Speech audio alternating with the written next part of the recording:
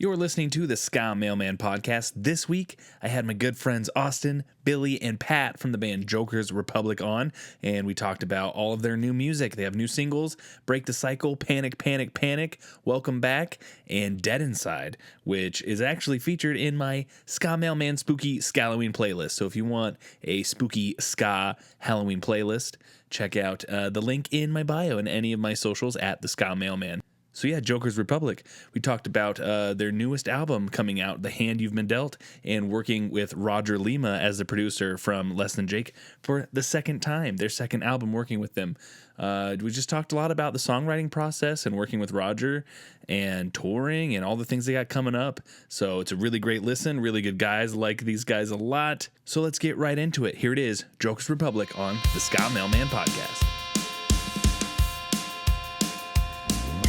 Ska Mailman, step up to the mic, yeah. The Ska Mailman, we're talking music and life, and the Ska Mailman, we're hanging with our friends. The Ska Mailman, listen again and again, yeah. This has got to be the best podcast I've heard all week. I heard it from the mailman.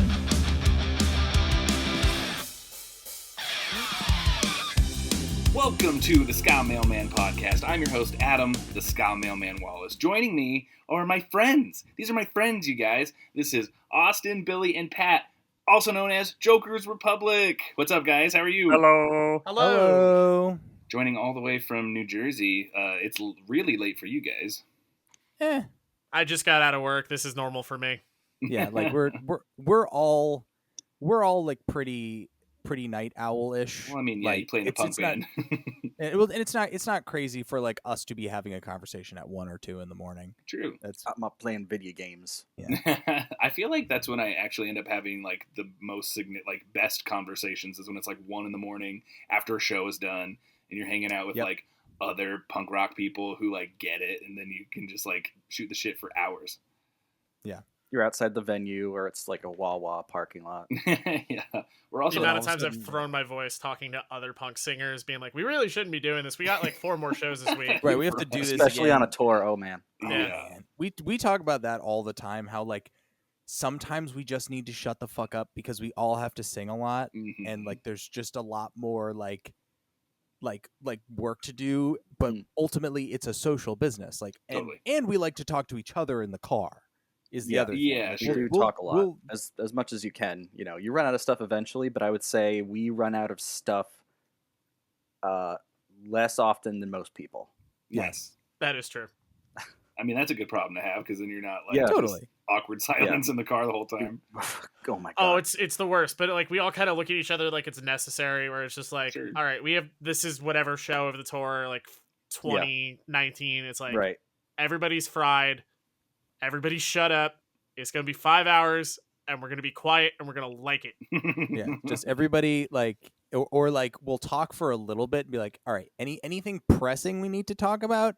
No. Okay, good. Everybody, like, I'm putting on a podcast. Like, Yeah. you know, like either like put in your fucking AirPods or whatever, because we need to get through this drive and not be just screaming at the top of our lungs for the whole drive. That's fair. Well, Joker's Republic swears by honey, lemon, and hot water for aftercare. no, The virgin we hot body. wake up in a hotel. Our voices are fried. The air conditioning has certainly not helped the whole thing. No. Hot water, lemon juice, and honey. I mean, yeah, I Every guess time. I didn't even think about that. All 3 of you do a pretty heavy amount of singing, so that makes sense. It's not just Yes. Austin. You're not Enough. just carrying the whole thing. You guys are doing enough with harmonies and backup stuff. It's consistent enough that Leads we have now, to too. think about it. Yeah. Leads now too. This new record has more lead vocals that are not me than any other Joker's record. Yeah, I noticed Which that is- with the newest single, right? Yes. Yes. Who's singing on that one? That's what I thought. I didn't want to assume. I thought it was you. It's kick-ass. It's so much fun. Oh man. Thank For you. audio listeners, Billy just raised his hand. Oh, yeah. Billy Oh, is yes. the one who wrote. Hey, sorry, Welcome this Back. is an audio medium. I'm supposed to. Yes, Oh. hi, Billy. I think it's both, if I'm not mistaken. It but is. just in It case. is both, but you know what? There's a. I think the majority of people are listening. To be I fair, would- I was would going to do venture some so, yeah. crazy lewd hand gestures. I mean, Yeah. that's the appeal to go watch it on YouTube or Spotify. Is the entire Yeah. time Pat is going to be doing some crazy hand signaling Yeah. here. like After hours. like calling He's like actually baseball plays. You're gonna be He's, yeah, or he's like contact juggling. You ever seen that with the ball where those like The fushigi. Oh, the yeah. fushigi. is that like the David Bowie labyrinth thing? It's Kind like, of, yeah. Yes. It's like it's like It's this- a ball, these, like, but it big, looks like, clear. And clear Yeah. balls and So because it fucking- doesn't because you can't see it roll. It looks like it's sort of like floating across your body. Yeah. And if I pretend I have one, it's almost as impressive. Yes. We need a CGI budget for this show. For They Yeah. scammed so many people, but that's not ska, is it? I don't know. I feel like contact juggling is like pretty ska. Do Yeah, you think I is think contact juggling ska? Put Ska that out there. Mailman is the fushigi ska. I think Can it skank? any sort of juggling, I think, can fall into the ska category for sure. I think so. whimsical Unicycles, juggling, enough. yeah, At it's least a whimsical, little. yeah. And you know, especially at the beginning, you spend enough time picking it up. So Yeah. Oh, there we go. Oh. That's fair. It's a fair hit. Womp. Well, it seems like you guys are getting pretty well versed in ska. Because if I'm not mistaken, like Billy, I know specifically you weren't like big into ska growing up or anything, right? That's kind of recent. No. Like, I've always listened to like the big stuff. Like I used to see Real Big Fish at Warp Tour, Right. just like because they were there and I knew a couple songs, and like I was a band geek, so I listened to Streetlight, and like actually Sure. our band director was like, basically if you arrange something, he would let you play it.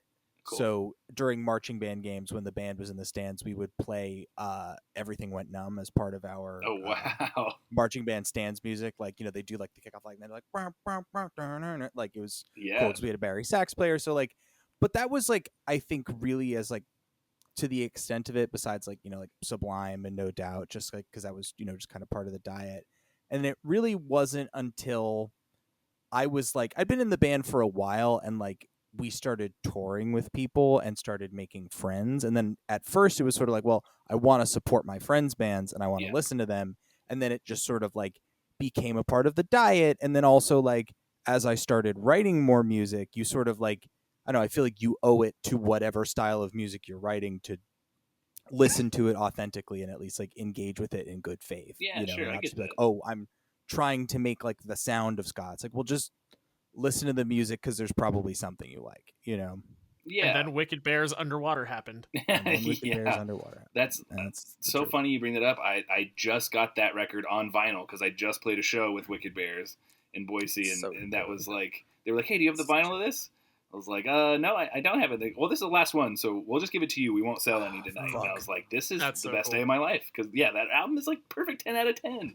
It is a flawless punk record. I don't know if you guys know this. I am the president of the Wicked Bears fan club, like officially. I didn't know they They have a fan club. I started it because I like Where them do we so sign up? much. Yeah. I'll send you the sign up info. It's free. That's sick. It's free, but we're the people in the back is our name. Excellent. Nice.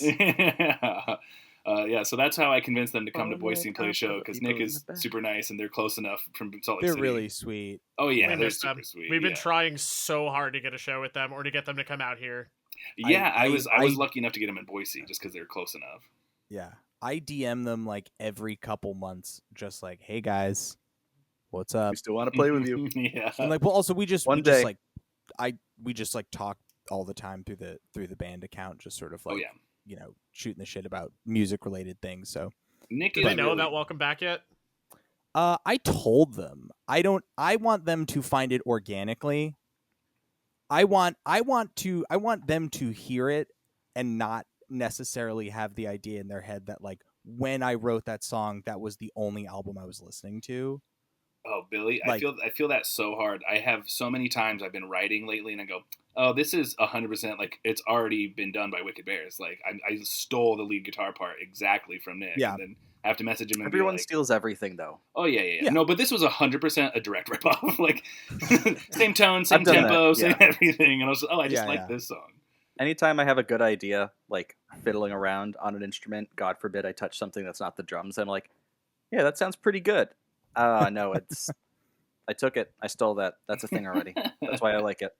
Yeah, I think the biggest problem for us as a band has been consistently trying to find things that feel familiar and yet sound fresh. I Because thought you were gonna say the biggest problem is that I don't play any other instrument except the drum. Our biggest problem is Patrick. Just Just pat on the Would you drum. believe it? It's me. Well, I mean, it's go ahead. yeah, please. I was just gonna say that kind of brings me right into like the first little point I have on. I'm gonna give you guys a bunch of compliments, so I hope you're good with compliments. The new songs. I mean, I'm a huge fan of the older record, but all these new songs are so good. I love them so much, and I can totally hear a lot of different influences that you're able to bring all into one package. I know that you guys are big like pop punk fans. Yep. Modern Guilty. pop punk, and as well as like some Sure. of the classic stuff. Obviously, a big love for ska. Austen, I also know that you're like a real shred master, and you're big into like riffy, metally stuff.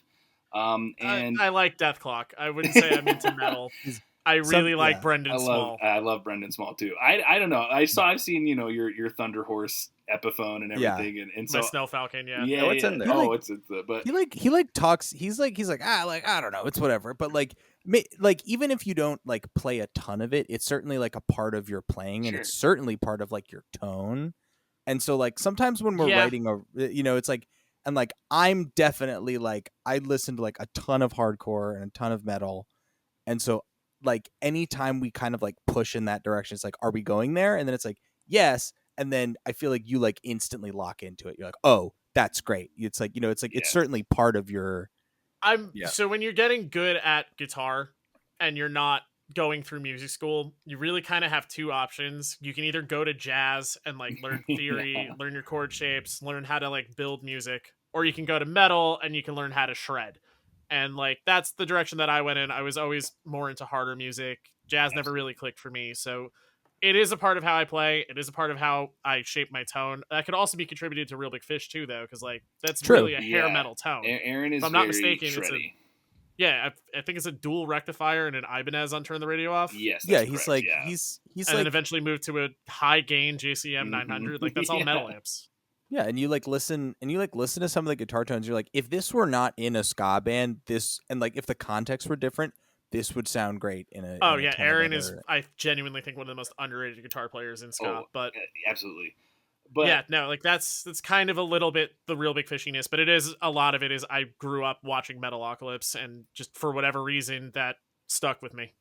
well, and that's all just to say that with all that influence and everything you're bringing to the table, that you create this entire cohesive package that I think has a nostalgic feeling to it, but it's still so very modern.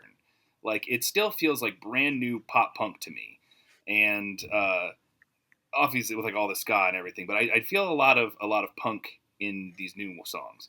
I don't know how else to put it other than that. It sounds very modern, but you hit on a lot of nostalgic ideas and tones that I think is the reason why you have so many crossover fans who are kind of discovering ska, with Joker's Republic being one of the first bands they can get into, because it is modern but still feels like a nod to the old, but without sounding old. Does that make sense?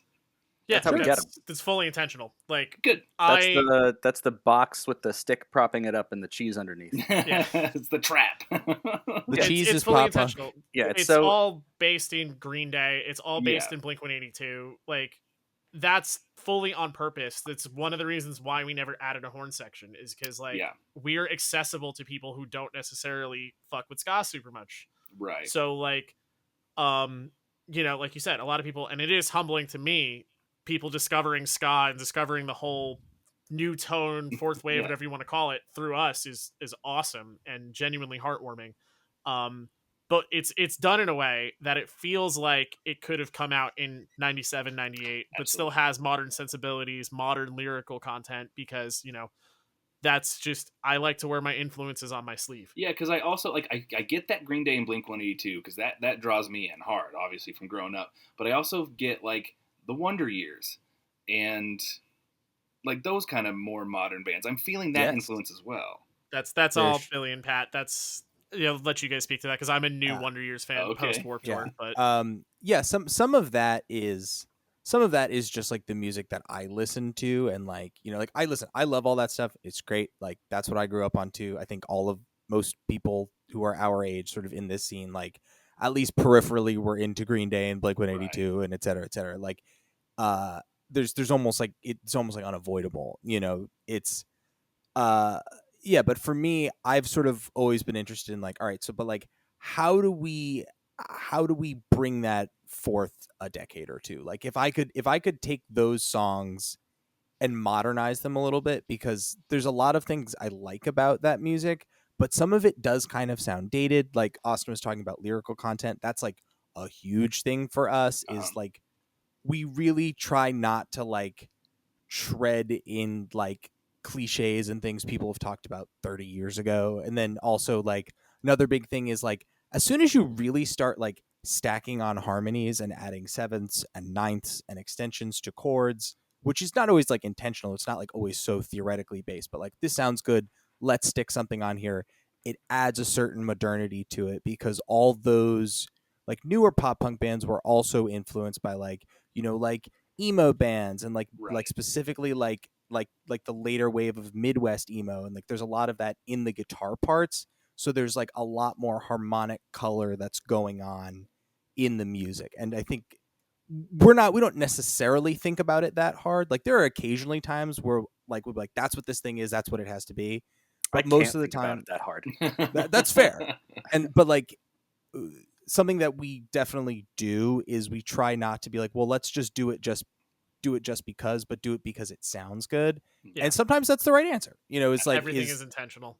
Everything is intentional. And like, when there's something that sounds modern, it's because that was the thing that sounded and worked the best for the song, for the part, for the melody, for like, you know, and like, that's also just, sometimes that's where the song goes, sometimes that's where your ear goes, and sometimes, like, especially if I've written something, like, it maybe starts a little closer there, just because like that's the influence point, you know. I was gonna say, for every one of those instances where something sticks out a little bit, like, oh, you know, this is like a little different, this is a departure, this is like pop punk or Midwest or metal or whatever, it still fits. We think it still sounds cohesive and it makes sense in the song. For every instance where you hear that and you think, no, that does make sense, there was a more extreme version of that. Yes. Where we took it, we take the part as far as it'll go until it gets silly, and then we say, okay, that was fun. One more time. Yeah, that was fun. It was a lot of fun. It's really stupid, and it shouldn't go in the song. Yeah. But we had to find out. It's really stupid, but it's the only thing that can go here. Sometimes it does work. A lot of times, especially with covers, it's like, this is a really dumb idea, but this is going to work so well. Like, that's pretty much how my own worst enemy happened. Yeah, I don't know which razor that is, but sometimes the dumbest option is the best one. Or sometimes something will just be like so fun to us that like we'll cut off and just be cackling, and we'll just be like, all right, let's do it again.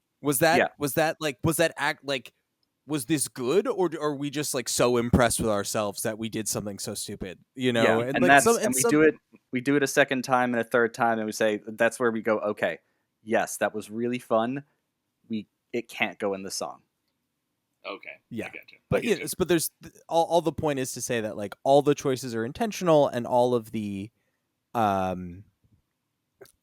influences are absolutely in there, and like, it was all done as a choice, not necessarily like, this is based on a thing that came out 5 years ago, or this is a thing that came out 30 years ago. But it's like, because between the three of us, all of that is in the vocabulary that we have to draw from. You know, it's like, you're going to hear a little bit of all of it. I completely understand that.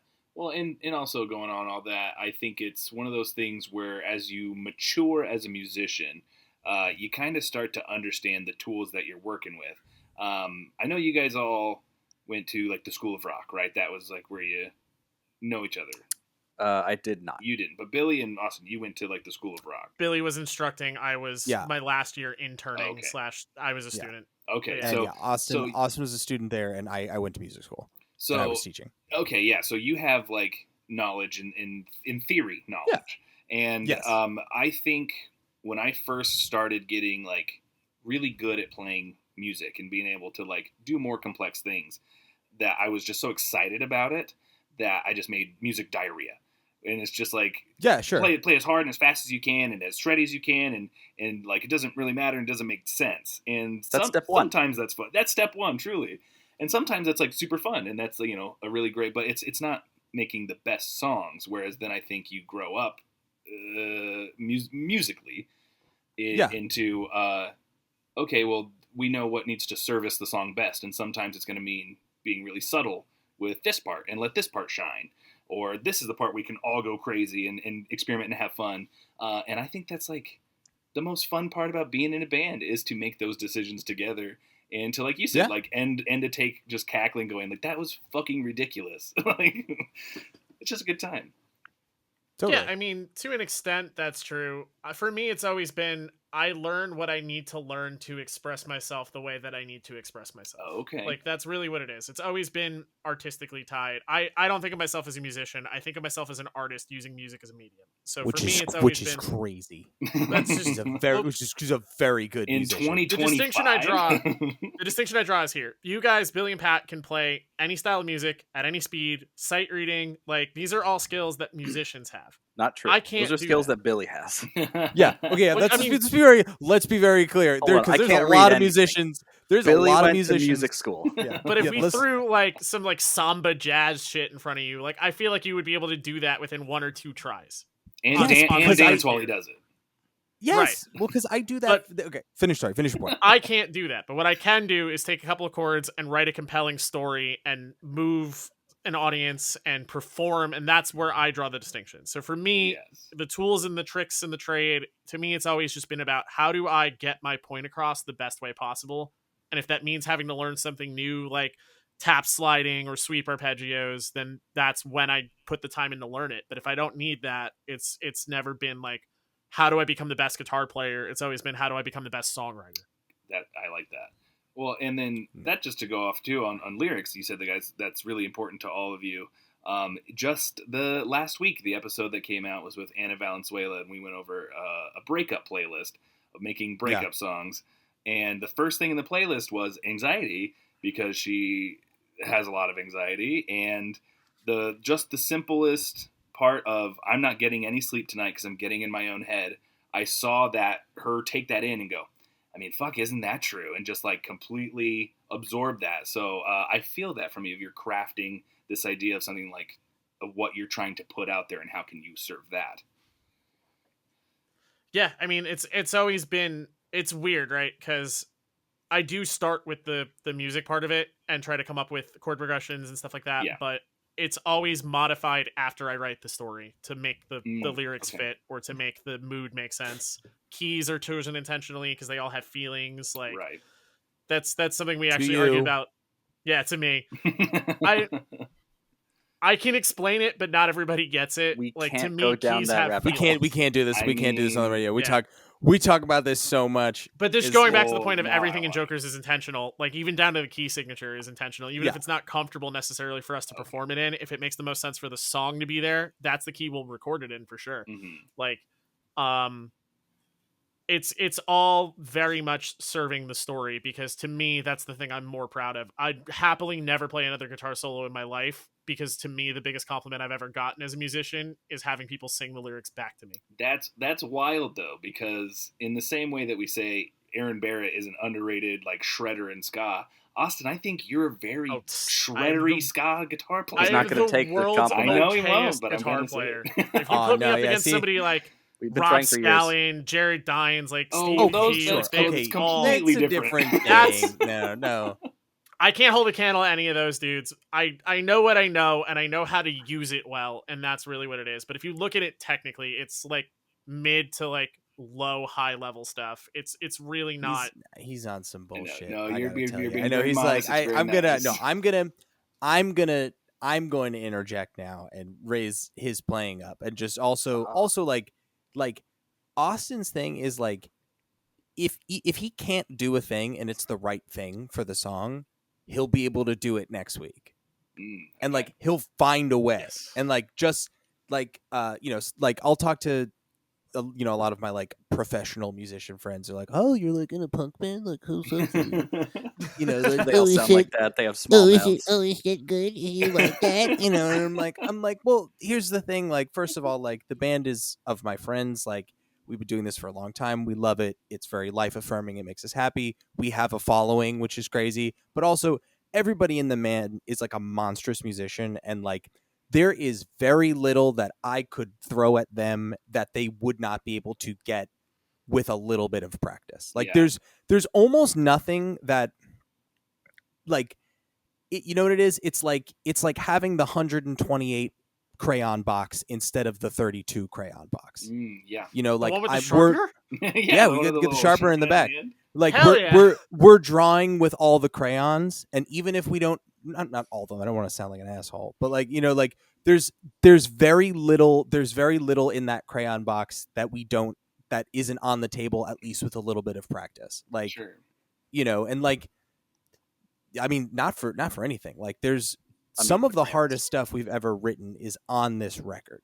Yeah. This like, upcoming record. Oh, this easily. upcoming record, which once you hear it, you'll go, oh, because it's really not in any. There's not that the singles are necessarily easy to play, but like there's some stuff on there where like we're still working on it. Like we're still like making sure it's really, really, really tight and clear. Like I was literally just practicing stuff today because I was like, well, crap, I got to go out and play this stuff for people in less than a month, and I got to make sure that it's Dead really. Dead Inside definitely has a few of them. Oh, it does. And there's things like, I mean, okay, so like there's that little riff in Dead Inside, like that, like that's a half whole diminished scale is what that is. And like Austen, I know, wasn't like, Billy, great use of the half whole diminished scale. But what he did is he said, that sounds great. That's definitely the part. Let me put a harmony on it and then learn it until I can play it perfectly while dancing around and singing. And that is not a common skill, because half the people who are in bands ever just can't play it. Right. Not, you know what I mean? Like, never mind, like, can't name it or can't use it in an improvised solo, but it's like, there's like a technical barrier to things, and that's fine. You don't have to be a shredder, but all this to say that, like, I think that, like, Austen is an excellent player, and so is Patrick for that matter. And because of that, it's very musically engaging because we can at least try most things. There's very little where we're like, that's just not going to happen. Like, I don't know that there's really anything where we've ever really like chopped out. You know what I mean? Because it was too hard? No. Yeah. It would be something where it's like, okay, well, if I have to play this involved riff, it would make more sense for you to sing this part. Like, we'll trade vocal parts and like make that work. Or if there's like a massive harmony part where it makes sense for somebody else to take the part live, like we'll switch parts out on the fly. But I don't think ever it's been, oh, this is too hard, I don't think this is gonna work. Like, it's always kind of been, I get you, song based, not difficulty based. Well, it's always like, like it's always like, well, I'll practice that, and or sometimes the answer is it's probably not, if it's so hard that we have to focus so much on the technical aspect of it, like it better be a pretty short part of the song. Because like there's because at a certain point people will be expecting the chorus again. And if I've done, 4.5 minutes of extended jazz bass solo, you're like, this kind of sucks, Then it just ends up being like, this is Spinal Tap, where he's like, 30-minute bass, exactly, jazz odyssey. No, I think that's great. You guys are still like pushing yourselves to like continuously get better and to. Yeah. I just think it's easy for a lot of bands, especially when you can consider like a punk band. You can go, oh, well, we can sound like shit and it's cool because it's punk. You guys don't do that. Nope. And we do, but to an extent, this can be a little sloppy, and that's the tone. But like, it's another one of those crayons. It has to be tight. Yeah. And also sound bad. Right. Also, when we were working on NoFX Church and Skate, when you guys were learning it, I did say, can you play this a little bit shittier, because it sounds too tight and now it doesn't feel it's right. Like, yeah, it's like it needs to like just be a little mushy, sort of in like the like, I need you to push the tempo, like playing it at the tempo that Austen wants me to, and he's like, could you play it like like worse, like a little worse. I think the Not literal too bad. verbatim thing I said was, "I don't want to Yeah. offend you, but could you suck more?" Yeah, something to that effect. It was like I You're like, this is too clean. I for don't no really know effects. what you mean, but I'll try. It became the thing. It's like if you play a No Effects song and you play it super super tight, it doesn't feel like No Effects Yeah. anymore. It's got to be a little loose to suit the vibe. That's is fun. really what it was. That's but great. that's the extent we'll go to with the it's punk, it can be sloppy. Yeah, Like okay. it does have to have the vibe. It's show day, so I'm going home, I'm getting out of my uniform and into my show fit. Check for my phone, wallet, keys, and of course, my Eargasm earplugs. I never go to a show without them. They come in this convenient carrying case and go easily in your ear. Now you have high quality sound at every show you go to. So head over to eargasm.com to get yours and use promo code MAILMAN10 for 10% off your next order. That's eargasm.com, promo code MAILMAN10 for 10% off your next order. But I get you. we also do stuff that's more involved and has to be tight. And also, like, you know, like, not for anything, like, Roger does our records. Roger does not let you leave the goddamn studio unless it is, like, note perfect or near note perfect. Right. You know, like, and so the answer is, like, if the album sounds a certain way and we aren't at least, like, 90% there, right. Yeah, you know, like, the number of nope. times I've heard that man say, "That's baked." That's baked. Couple that's little baked. guys in there. a couple little guys in there. Okay, I can see Or that. just a couple little guys. So for Weird things that Rogerisms that I've never heard another person use that regularly. So for the listeners who don't know which Roger we're speaking of, we're talking about Roger from Less Than Jake, bassist from Less Than Jake. He has produced 2 records for you now. yes. So talk a little bit about working with Roger again on this one. I'm sure, like you said, he has his little things. Obviously, he was good enough to go back to. What's your favorite parts? Like, just tell me everything about working with Roger. Where do we start on this? I you know, mean, Pat, you start based because, like, I always like to know what your experiences are, and I'm also going to try to pick something that's not the same thing that we say every time we get asked this question. right. Yes. So I'll lead with the thing that I feel like we usually say the most is that he's an audio engineer, but he's also a producer. Mhm. And so he gets into the music, you know, the demos or whatever you send him. He gets into it like personally before he records you. And then when you get there, he tells you exactly what he thinks about every song Okay. and all of the ways that he would change them. Okay. And he doesn't make you change them. And he told us specifically, like, look, man, you know, you can record this album the way it is, the way you want to do it, and it'll be fine. Referring to Necessary Evil, not the new This record. was the last Yes, time. yeah, This is the first was time in we worked reference with to Roger. Necessary Evil, because he had a lot to say about Necessary Evil. He said you can record this how you want and it'll be fine, or you can listen to some of the stuff that I have to say, and it will be incredible. And he was right. Completely. Listen, there were certainly things where we did say no, but like for the most part, we it's actually interesting. Like his fingerprints, I think, are a lot more on that album, and not like he didn't write any of the. I would say he did not write lyrics, melodies, chord progressions, minus like 1 or 2 little tweaks, but specifically in terms of like song structure, arrangement, where like different sections ended up, or like, well, maybe don't start with that, or like, do you really need 3 pre-choruses, like things like At the that. end of Necessary Evil, the song, please don't do the Real Big Fish part. Yes, yeah, like things Which like we that. still sometimes do. Yeah. Sometimes we'll end that song. This song's been written, too many times, and one, you're welcome. And he said, please don't do that. Yeah, he was You're like- ruining a perfectly good he's song. like, this is a Please great don't song. do the Real Big Fish He's thing. like, man, that agree. shit sucks. I agree. It should not be on the track. Sorry to interrupt. but I it's just fun had to live. get No, that in it's there. true. I miss Um, every time we don't do it live. Yeah. Yeah. We could do it more live. Like, We could it's- do it more. We I mean, did it in it's- front of him the first time we played at He was so in pissed. Gainesville. It's about the surprise, "You though." little-" Yeah.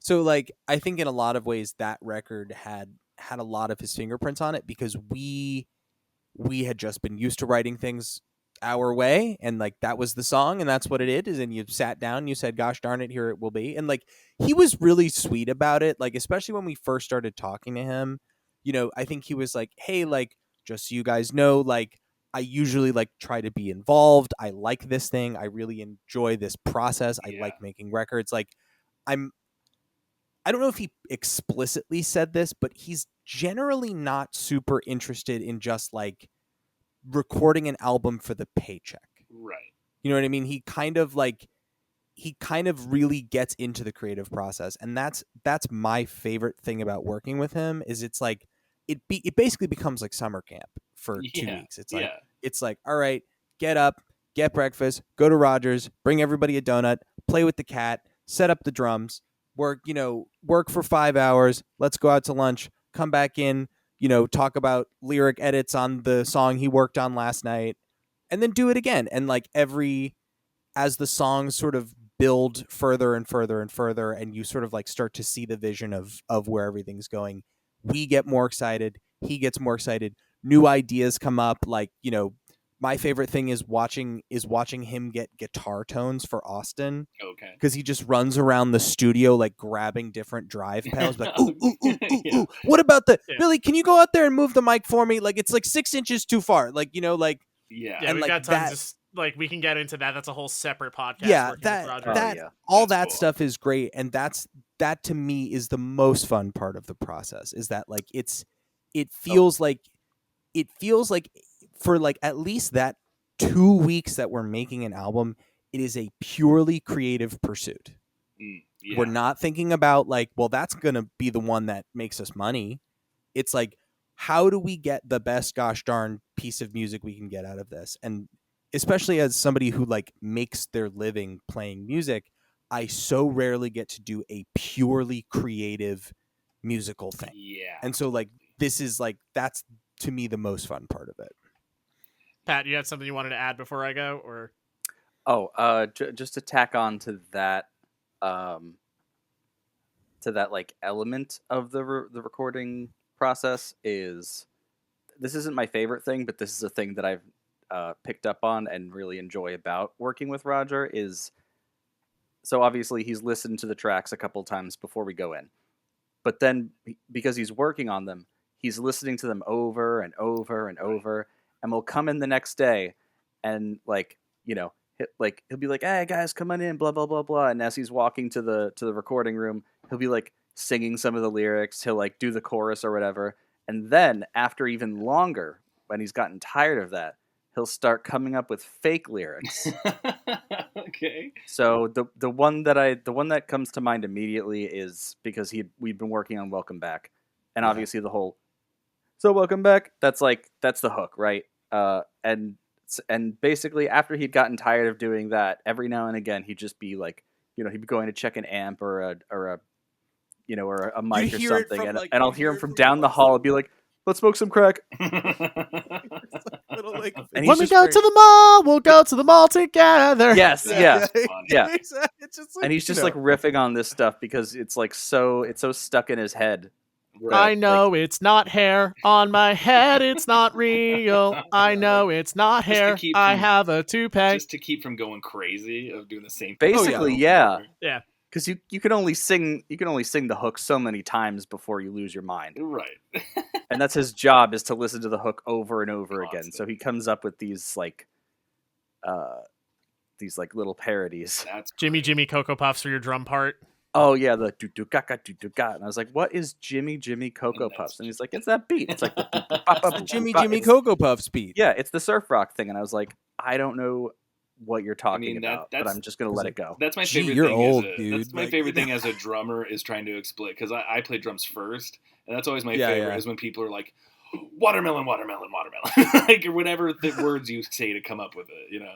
I haven't gotten watermelon before, but hearing non-drummers try to explain, try to articulate ideas for drums to me is great. Yeah, I remember. I don't know how I try to beatbox at Pat and it doesn't work. I'm like, if I was in the other, his face goes like, yeah. If I was on the other side of that conversation, I don't know how I would do it, but I love that everybody has their own unique way of trying to articulate a drum part to me only with their mouth. I always just end up sounding like Jack Black. I'm like sugar. Yep. That's not a bad one. No. That's not the worst technique. Like I said, I'm a drummer, so I speak drummer. Right. Could you give me a little like shugagadaga? I was like, I think so. We'll try it and see if it works. I haven't assigned shugagadaga to my kid, but let me try and figure out which one's which. I have a little bit of a different perspective working with Roger because like I've been listening to Less Than Jake since I was 4 or 5. Like whenever Tony Hawk's Pro Skater 4 came out is how long I've been listening to Less Than Jake. Yep. So like for me, everything these guys are saying, but then add on the fact that this is somebody who has actively gotten me into ska, one of the voices of the songs that got me into ska, and just the reverence that holds, and then being in Mode House, and you know, the lore drops are there. Like on Necessary Evil, he hands me a guitar. I brought 7 fucking guitars to Gainesville because I'm like, I'm coming from New Jersey. I'm not leaving anything behind. I brought a 7-string. I bought both the Metalocalypse guitars, right? And he goes, here's a Les Paul. I use it for the Less Than Jake stuff. You're playing this. And I'm like, okay, sure, yeah. No, there was a little more like, but what about if I...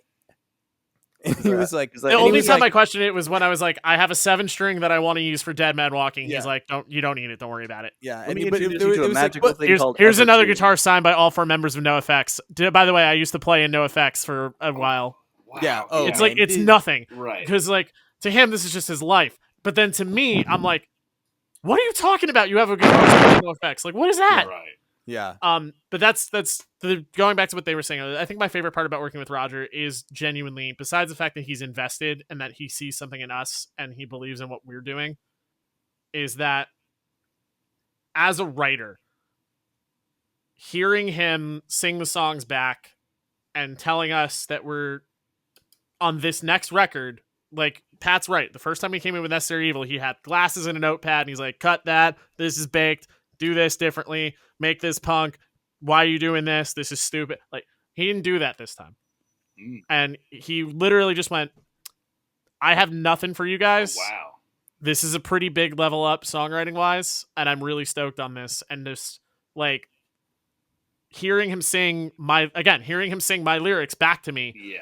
Like, not trying to correct a note or something like that, but like just humming the songs because they're that catchy or they're that good. And he's like genuinely invested in what we're doing. To me, that's everything. Yeah. Like I also think that is like, and this is to your question, your question of what was it like working on this album cycle.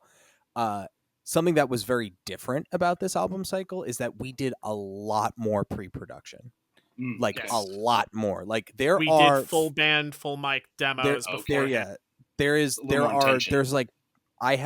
are like 16 to 20 track demos of every single song on this album. That some and like I actually just went back and listened to a couple of them recently, and it's really interesting to hear like, oh, so much of this is exactly the same, and then the things that are different are so much better. Not that it was bad, but like, you know, and like, I don't know, maybe we should talk about this as a band, but I would love maybe to like maybe hide one of those in like a bonus tracks, like not like on the website or something, you know, like because like we have them out, but that's an internal band. The thing with Roger there is it's genuinely gotten to the point because the whole reason we went to Roger to begin with, like pre-Necessary Evil, was when Falling Behind came out, the number one comparison I got to Joker's Republic was Less Than Jake. So I'm like, all right, it just makes sense to go to the source here. Yeah. And it's turned into something entirely different where we do have our own identity and our own sound, but like I genuinely question like whether or not I want to do originals without that producer and without Roger's ear and stuff like that. Like it's generally just, it's shaped how we write our songs so much. We were internally saying we pre-Rogered a lot of the songs.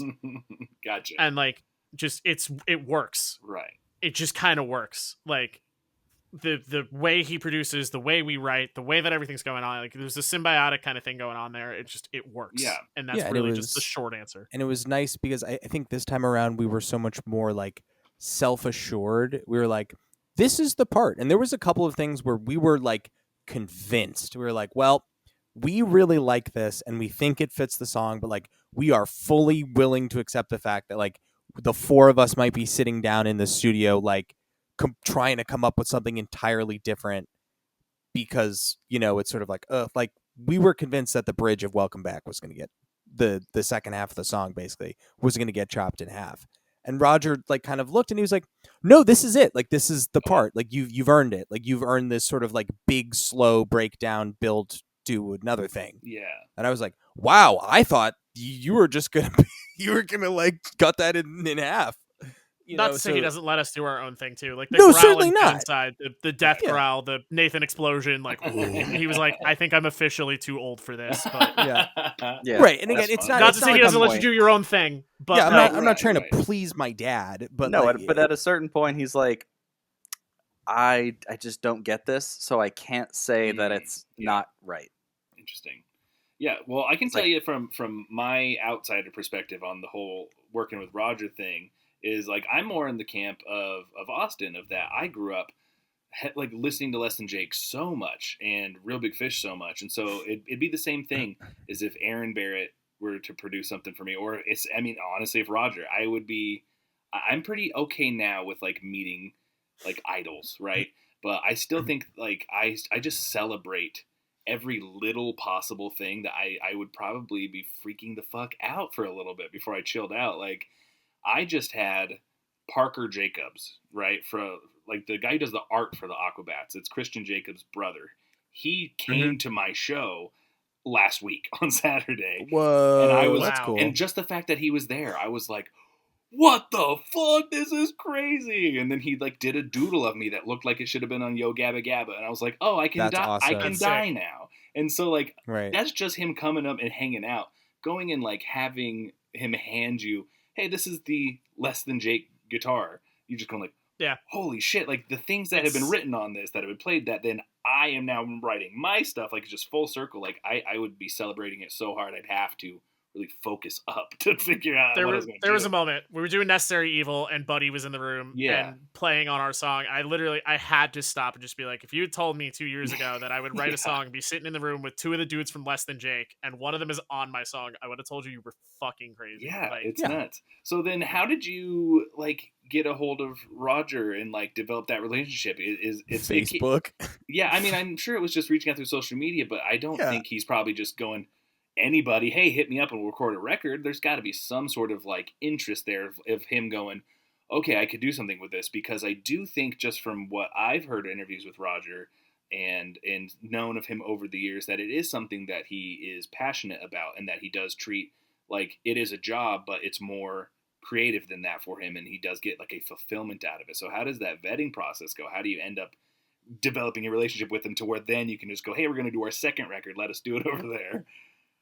the honest answer is because the first record went so well. Nice. Like it Yeah. was a kind of a not a cold call because we had asked him about mastering Falling Okay. Behind, our first LP, which he wasn't able to do at the time. I think he was on tour. Okay. Yeah. We wound up going with Dave Irish, which was Real Big Oh Fish's yeah, guy. I know David Irish. He comes up on this podcast all the time because he's the I scariest would guy I've ever venture seen. so. Is he really? He's super cool. I actually did get to meet him once doing sound for the Interrupters. He's very cool. Oh, cool. But yeah, no, I don't know if he remembered that or if he just kind of naturally knew, but we DM'd him on Facebook, Modehouse, hey, we got a new record coming. We want to level up here and like do something serious. I get, you might be busy, but would you be interested? He's like, oh yeah, I know you guys. Let's do it. Cool. Yeah, That's that was great. the real Which I thing. was like- he was, Yeah. Yeah, he was Okay, like- sure. I've heard of you. Send me some demos when you have them. And I also think it helped.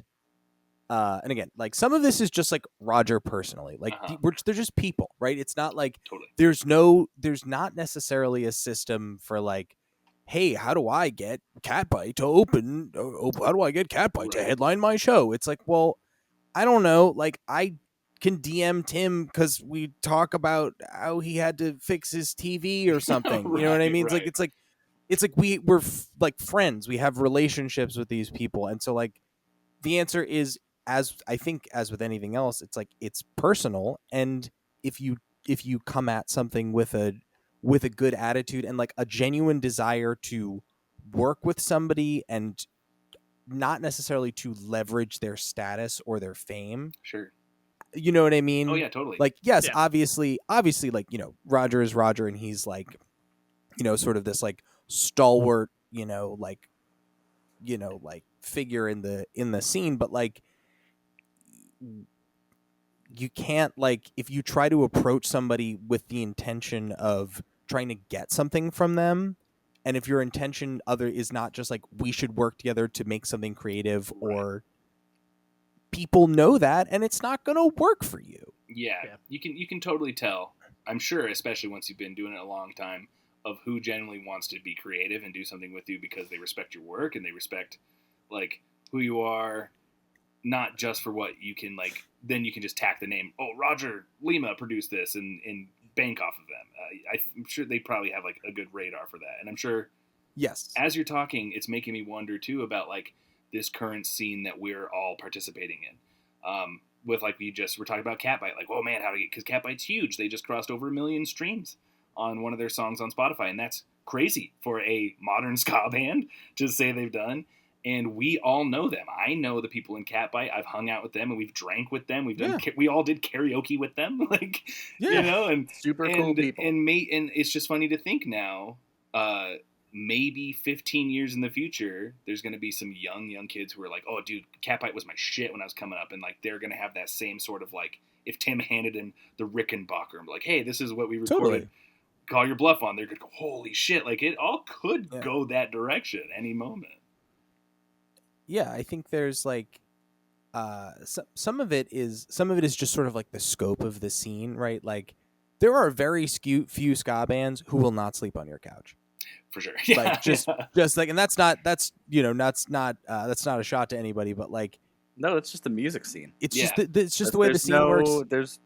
I don't know anybody people, that's above sleeping on a couch. But the reason why people keep saying, yes, you can sleep on my couch is because there is a level of authenticity and realism to the people in the bands. Like, yes. I cannot think of a single person that I have met in the ska scene who doesn't come across as authentic to some degree, who doesn't come across...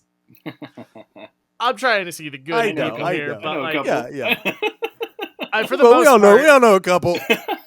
For the most part, I would say a majority of the scene is authentic. Absolutely. A majority of the scene is cool and is personable, and you know, we're all cut from the same cloth. We all like this music that is niche, that is relatively small, at least in America. I know outside of this country it's a little bit of a different story, but like, we all come from the same idea that it's one of those things where, as you know, I remember you talking on another podcast about being the ska friend. Yeah, right. Yeah, that's right. There is kind of a special bond there. Yeah, for sure. That it doesn't, when you find another ska friend who's like immediately relating with you, there's something weird that goes on there in a cool way that, you know, the bands can just walk around and talk to the fans, and it's just, that's what happens, and it's cool. Totally. I mean, I feel that completely. The ska scene as a whole is so supporting and loving, in even to the point where I get to do this. They know that I'm the ska mailman, and they know that, like, so now when I go to shows, people see me and then they come talk to me, and like, I get recognized at places. Like, I went and saw Less Than Jake when they were in Boise, and I had probably a dozen different people come up and be like, ska mailman, so cool, I didn't know you were here, and then talk to me forever. So just by showing that you like have love for this scene, if you're outward love about it, then people are going to come to that. And it's just, I don't know. I've never felt that way at a punk show. Like, I love punk more than most things. And I don't go to punk shows and feel completely welcome, but at a ska show, I feel 100% welcome. Yeah. I don't know. It's like, you know, these are big heady topics and stuff, but I just love that, you know, like, we're friends. Like, we've chatted multiple times in multiple states and like hung out and shit. And you know, it's a great time. And like you said, the couch surfing, it just made me think I did host Hans Gruber and the Diehards in my apartment, and that was crazy. Yeah. That was crazy. That must have been really fun. It was nuts. I put them all in postal uniforms, and we took a bunch of pictures and videos. Oh, stop. And, amazing. And at one point, we were downstairs in my apartment complex, all wearing postal uniforms, and this lady comes around the corner, and she was like, the lady that I watched, the elderly woman, she fell, and she needs help getting up. And all of us, all of Hans Gruber and the Diehards, and me, That's crazy. run into this lady's apartment, all in postal uniforms, and help her up. And she's probably thinking, this woman thought what she the was going fuck to rapture. yeah, She's like, exactly. And like, so They're we gonna just box gotta me up. make these crazy, Yeah. like, and I know just like, it's just because I was like, yeah, I have a place you can crash. Like, yeah. it's, And I don't know, you just end up I having don't know, great some of the best stories and best friends and best conversations I've ever had have like started that way. You know? Yeah, and, like, yeah. I mean, and you're just making me think too. I gotta get this on the record for everyone. I have a voicemail saved on my phone from when you guys went to Minnesota, stayed with my friends in the shut-ins, and I got woken up at like 11 p.m. to like an alarm of like, I got a voicemail, and it's just you guys doing the intro to Necessary Evil. And then the being like, mailman, fucking call us back. And then I woke up and went out in the living room. Man, I was so drunk. No, you guys were very drunk. The shut-ins took care of us, for sure. Fuck. I'm pretty sure I had very 12 course banquets. That That Midwest hospitality really coming through. Yes. Yeah. So that's one of my playing my favorite instrument. No, you're just singing. No, and so that was one of that's. I still have that voicemail. My voicemail gets full all the time. And I'm like, I will never delete this one because it's like one of my favorite memories ever. It's the best. And then just hanging out. Everyone was just drunk, and I'm just like, okay, well, I gotta go to work tomorrow, guys. Like, this is nice, but like, I have to go now. Like, well, we're getting near the end here. Why don't you guys plug all the things, your tour, the new record coming out, all the things you want. Like, this is your time. Yeah, we've got a new record out. It's called The Hand You've Been Dealt. It is out October 10th on Punkerton Records. Pre-order the vinyl and the CDs now. We'll have them on the upcoming tour we are doing with Mega, Infinity, and Power Up. Yeah. It helps us out a ton if you pre-order the record, because one, it like, you get your choice of variants. There's a Fest variant. It kicks ass. It literally is the colors of Fest. That one is limited, and if we're not coming to your city or state on this tour, you're not going to get it. It's going to sell out. It's going to be gone. So if you want it, buy it. And then also, I don't have to package and ship it if you order it from Punkerton. They'll just send it, and I don't have to worry about it. Like, it's a huge wait for us if you pre-order. And like, listen, come buy it at the show. Buy another one. We have 4 variants. We have it in other. We will colors. have a band exclusive variant, yes, Oh, in wow. addition to having some of the Fest variant. Yeah. So that's a big thing. Please come see us on tour with our friends in Power Up and Mega Infinity. We've got a lot of dates. We're really excited about it. It's Providence, Rhode Island, the city in Connecticut, Scottish Daves in Connecticut, Clinton. Yeah.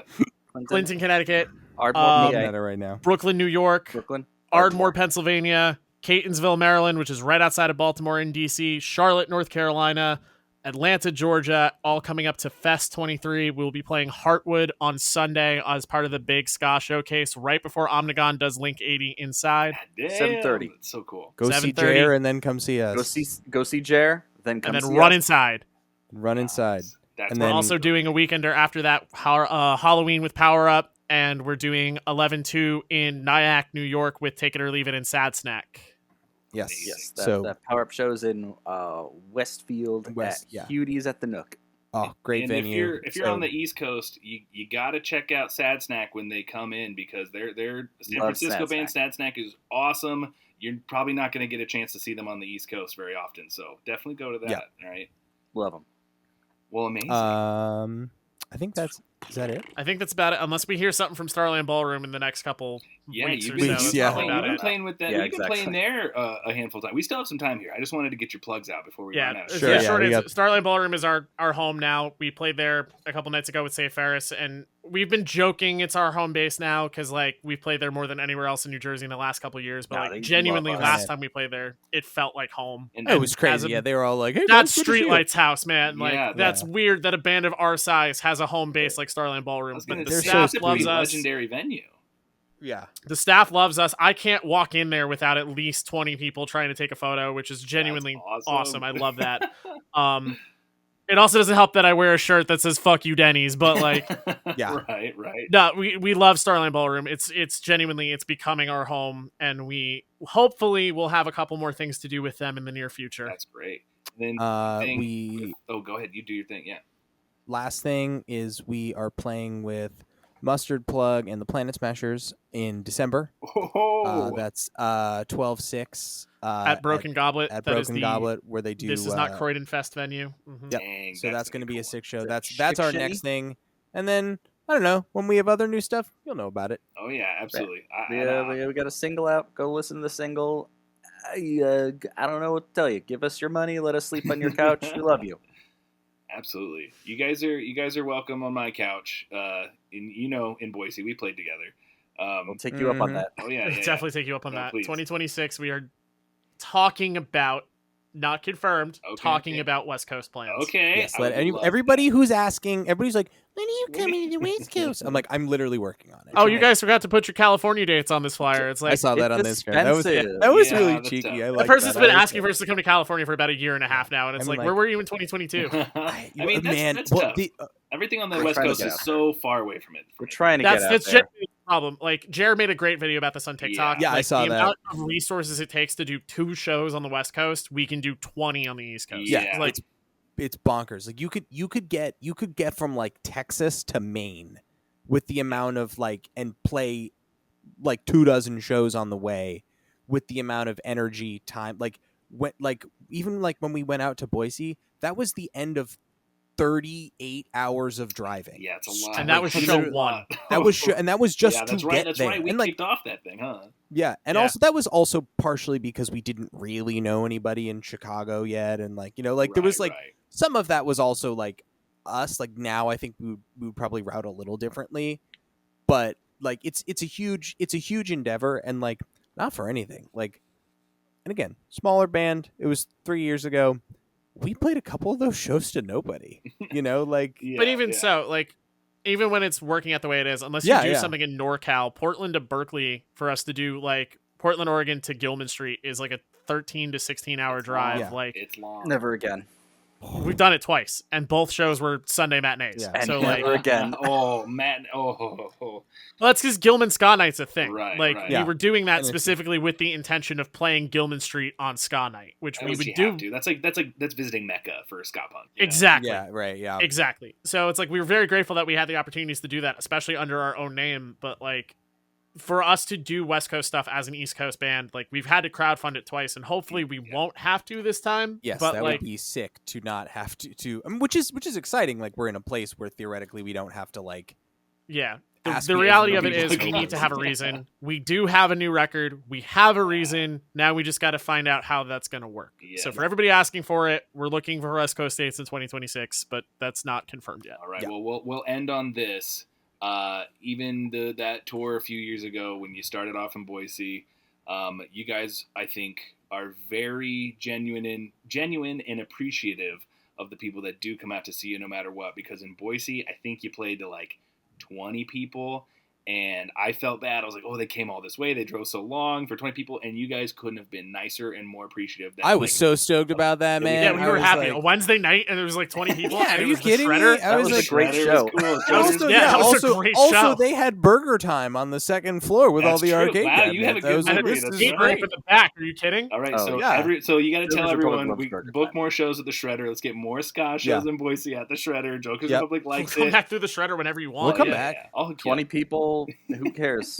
Yeah. But anyway, thank you guys so much for coming and hanging out. Really appreciate it. Everyone check out the new record. Go see them on tour. Thanks again for stopping by, guys. Thank Thanks you for for having having us. We love you. Thanks for listening to the Ska Mailman podcast. Be sure to like and subscribe and leave a 5-star review. It helps a lot more than you think. Follow me on all the social medias at the Ska Mailman. This show is part of the Never Phase Network, a collective of creators keeping the spirit of the scene alive. If you're into band deep dives, scene nostalgia, creating a healthier and safer scene for the future, or just screaming the words to your favorite songs, you can discover more shows and creators at neverphasenetwork.com and follow us on TikTok and Instagram at Never Phase Network. This is Adam, the Ska Mailman Wallace, reminding you to keep life fun.